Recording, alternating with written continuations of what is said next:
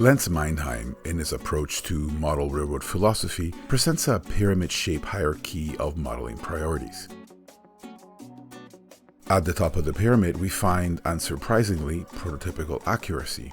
This means the model should be to scale and have proportions that look right for its size. However, while correct dimensions and shape are important, Lance amusingly points out that these aspects are overshadowed by the importance of properly scaled parts and details. Oversized or disproportionate components would stand out like a sore thumb, detracting from the model's realism.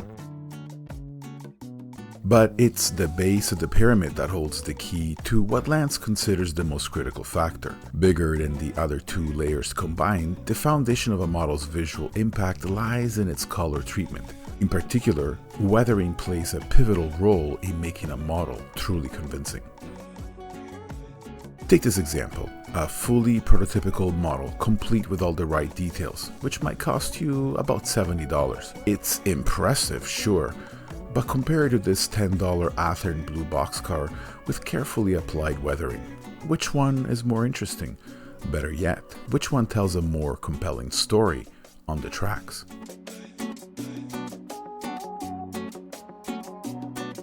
This is where it begins. A pristine boxcar, fresh as a daisy and absolutely screaming, "Please don't ruin me." But hey, where's the fun in that? A model that looks brand new doesn't have a story to tell. It's like that one guy at a party has nothing to say.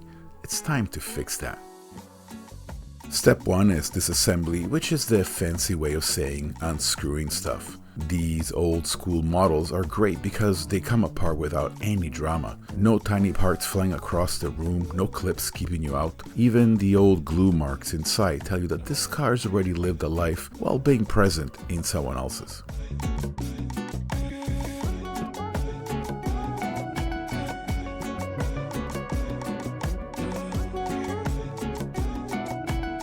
Alright, let me be clear, I'm not a pro at this. In fact, I think I'm barely qualified to be holding this brush. But the beauty of weathering is that you don't have to be an expert. If a toddler can smear spaghetti sauce across the table, you can handle this. We're starting with an easy India ink and isopropyl alcohol wash, and watch how it instantly zaps that shiny toy-like vibe. It's like magic. Or at least it feels like magic when it actually works. The only piece of advice I would offer at this stage is to always brush from top to bottom to fake those rain streaks. Otherwise, you end up with a streak that looks like the boxcar flipped upside down in a thunderstorm, which I guess is a story, but probably not the one we're going for.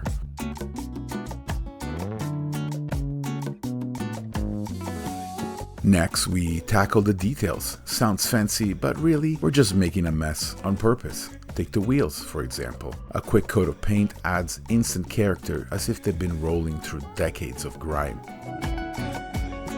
Then there's my personal favorite, panel lines. Just grab some Tamiya panel lines wash, blob it onto the edges, and let gravity do the work.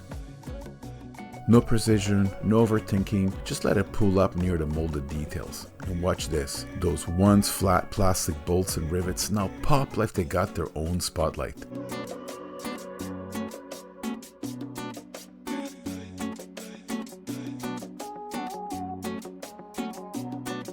And don't forget the roof. Some light pastel work makes all those hidden textures jump out.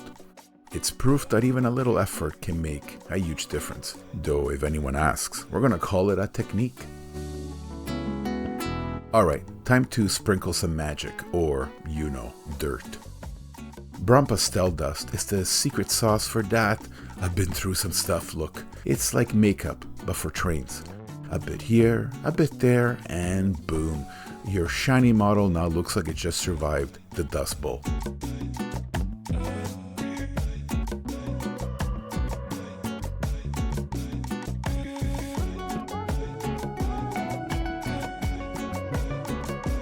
Then comes the black pastel for shadows. This part is basically the contouring phase. Makeup artists, eat your heart out.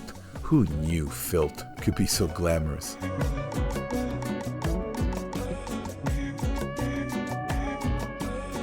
Here's a fun fact, nothing in real life is actually jet black, except maybe my coffee on a bad day.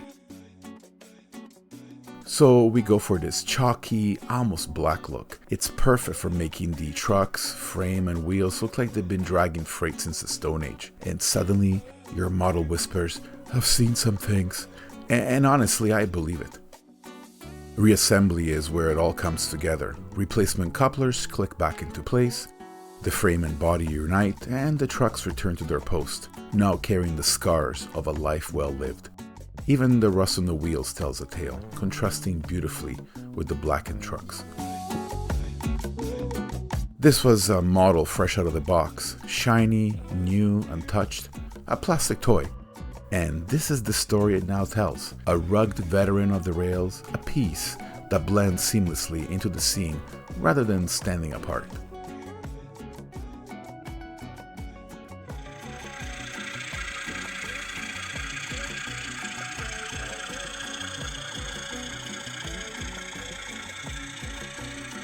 The magic of model railroading isn't in the perfection, it's in the imperfections.